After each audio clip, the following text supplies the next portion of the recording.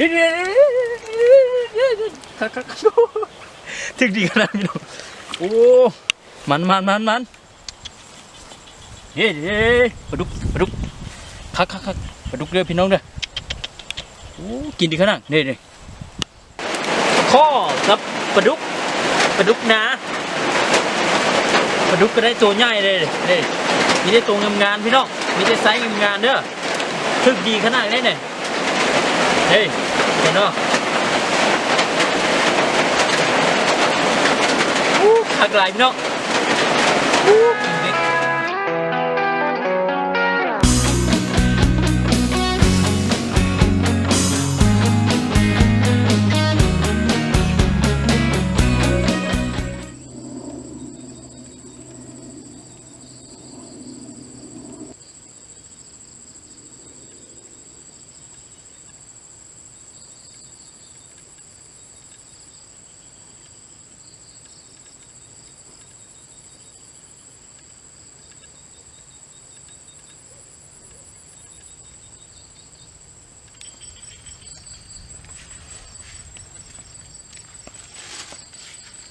โอ้สวัสดีพี่น้องทุกคนเนาะได้มาพบกับข้าพเจ้าในตอนแรงนี้เนาะตอนแรงนี้ข้าพเจ้าก็จะมาใส่เบคอยู่เถียงนานี่เนาะไปพี่น้องพากันติดตามไปเบิ่งเนาะไป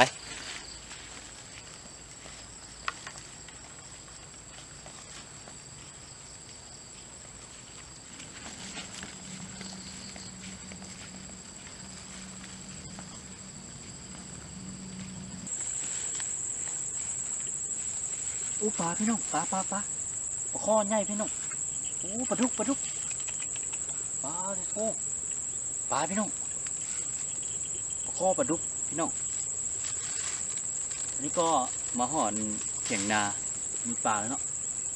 เดี๋ยวนี้ครับพระเจ้าสิมาใส่อยู่นี้เนาะพี่น้องพากันติดตามเบิ่งเด้อว่าสิมีปลากินบ่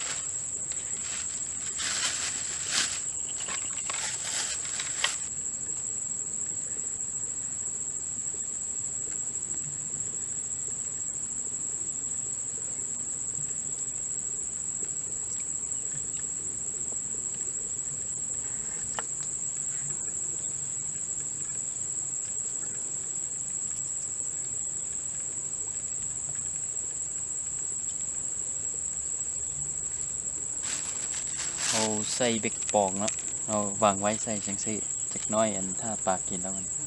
ดึงไปแล้วเขาค่อยมากลัวเบิ่งมาถึงหรือบ่ไปต่อ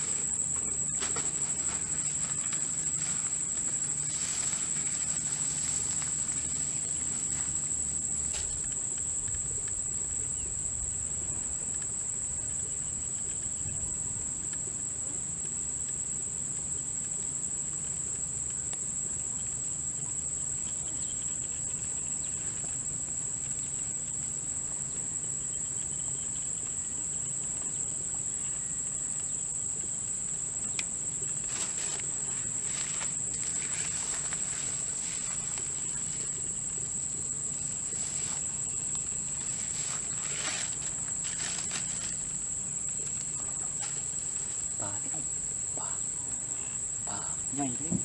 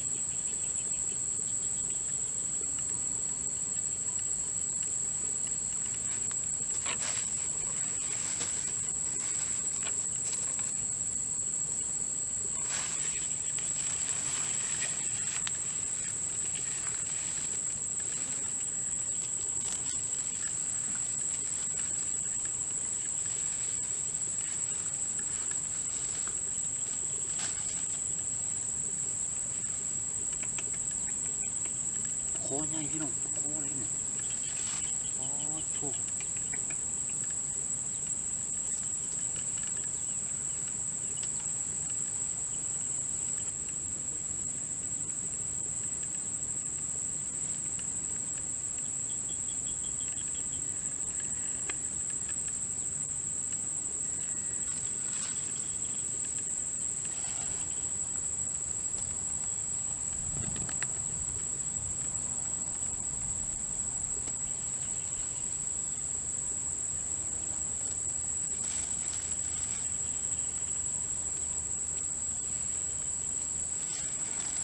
จะไปนั่งรอท่าประมาณอีก10 นาทีเนาะ10 นาทีแล้วเขาจึงมายามเบิ่งว่าสิถือปลาเอาไป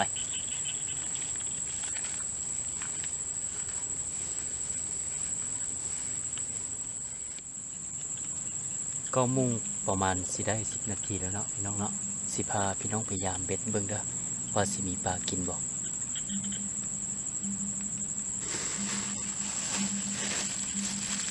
อันนี้ก็ใกล้จะมืดแล้วเนาะ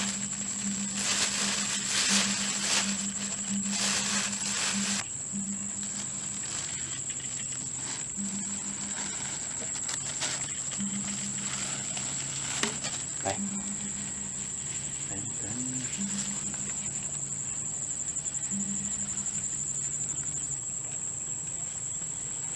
มาแล้วห้องแล้วพี่น้องมากินแล้วพี่น้องมากินแล้วโอ้ปลาได้เลยเป็นโอ้ได้เลยโอ้บักกินพี่น้องโอ้ถึกดีหลาย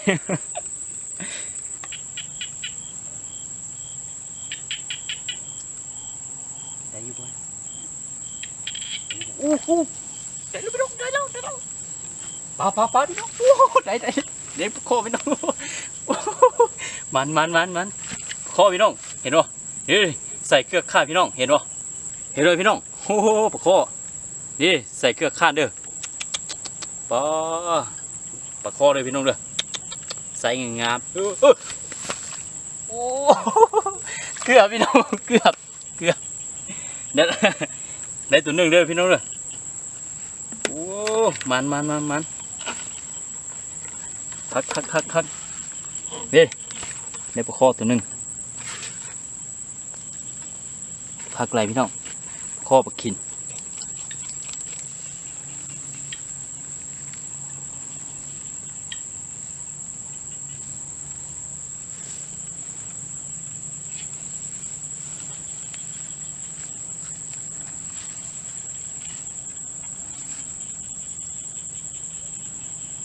ถือวะโอ้ถือพี่น้องถือโอ้เห็นเหรอนี่โอ้ตบโอ้ปลาดุกพี่น้องปลาดุกนี่โอ้ถึกดีเลยพี่น้องปลาดุกนาพี่น้องปลาดุกเรือพี่น้องเลยโอ้ถึกดีเลยพี่น้องเห็นป่ะปลาดุกนาใส่เงินงานนี่แหละโอ้คักปลาดุกนาพี่น้อง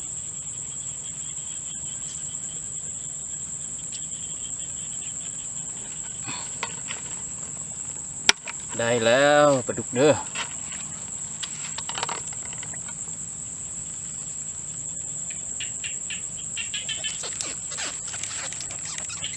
โอ้กินแล้วพี่น้องกินแล้วมีปลา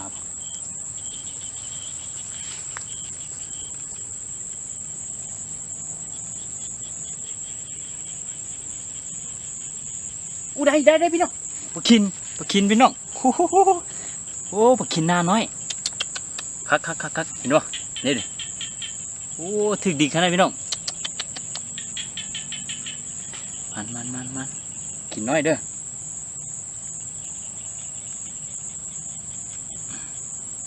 นี่เนาะกิน2 ตัวแล้วพี่น้อง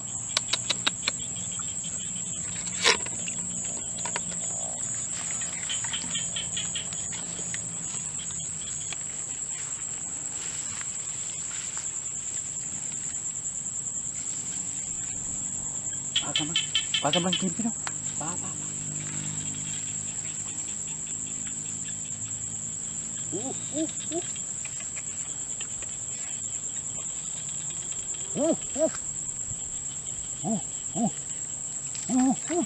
ครบ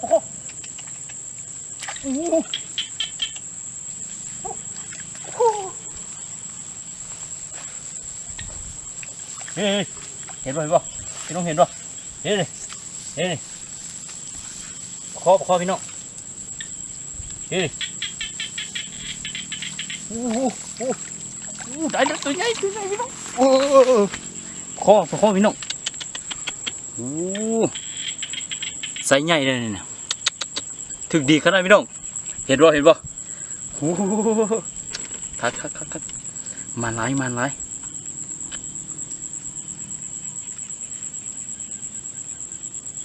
ข้ามเลยพี่น้องข้ามเลยแล้วก็ยามมาได้ประมาณ4-5นี่แหละ4-5 อันข้ามแล้วได้ปลาหลายเลยพี่น้องถึงดีขนาดอันนี้จะใส่หม้อโคงนี่เนาะพี่น้องเนาะเพื่อมีแสงสว่าง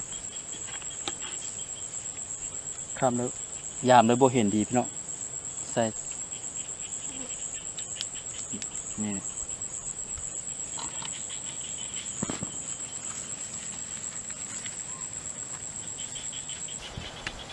ฝนตกพี่น้อง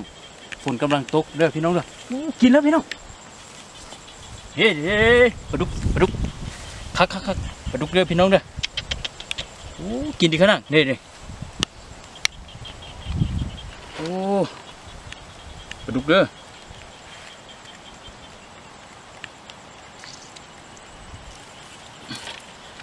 ฝนตกหนักพี่น้องฝนกำลังตกเลยพี่น้องด้วยไป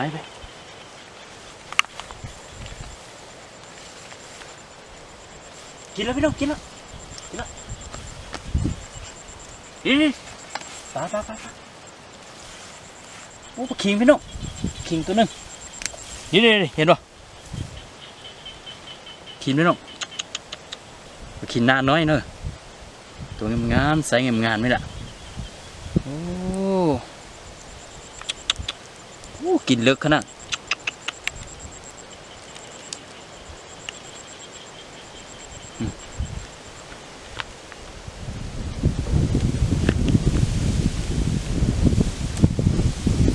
ลมแห้งพี่น้องลมพัดแห้งเด้อ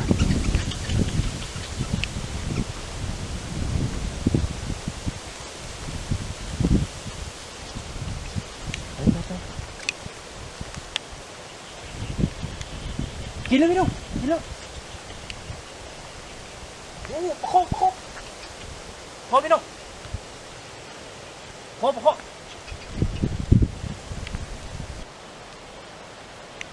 ่น้องนี่ถึงดีขนาดพี่น้องมันพอเกือบหลุดเห็นป่ะเกือบพี่น้องเห็นป่ะ โอ้เด้อโอ้หนาโอ้ใส่เงินงามนี่แหละคัก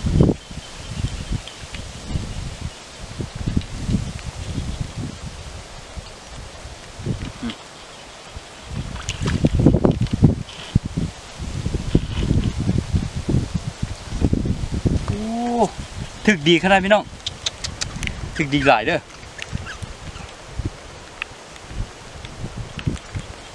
ไปโอ้ฝนตกนะพี่น้องลมพัดแรงโอ้พี่น้องฝนตกนักหลายเตรียมไปเลยเห็นป่ะนี่ฝนตกนักหลายพี่น้องบรรยากาศดีนี่เย็นดีหนาวแล้วครับเลยพี่น้องเห็นกำลังยามเด็กมันอยู่กำลังขึ้นปลาดีๆเห็นไหมพี่น้องเห็นป่ะนี่กำลังขึ้นปลาปลากำลังกินเบ็กอยู่เนี่ยฝนตกนักหลายลมพัดแรงเห็นป่ะพ่อกินเบ็กดีกันนะพี่น้องหากก็ใส่ประมาณ10 นาทีแล้วพยายามเบิ่งเนี่ยขึ้นได้หลายได้พี่น้องได้พี่น้องเบิ่งกันเหรอเห็นป่ะเฮ้ยเห็นป่ะข้อกับปลาดุกนะ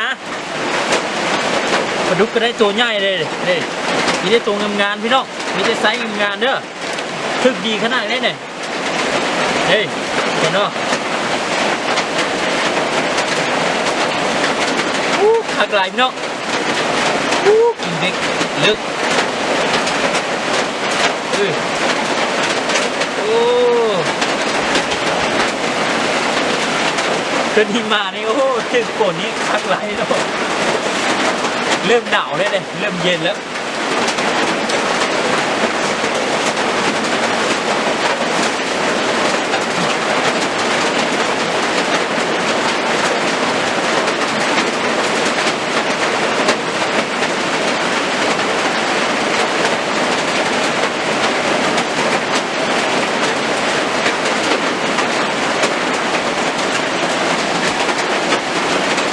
เห็นป่ะเมื่อกี้นี่ปลาข้อใหญ่กินได้เนี่ย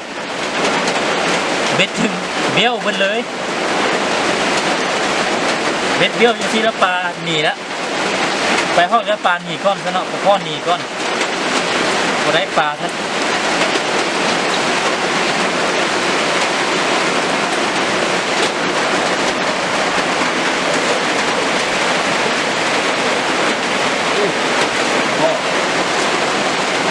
ข้อนาเด้อจะตัวงานพี่น้อง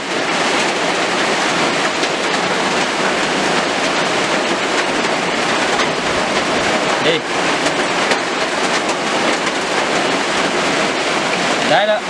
พอเอาไปกินเนาะแล้วโอ้ฝนตกนักรู้ว่าจะมือได้บ่ฝนตกหน้าลายพี่น้อง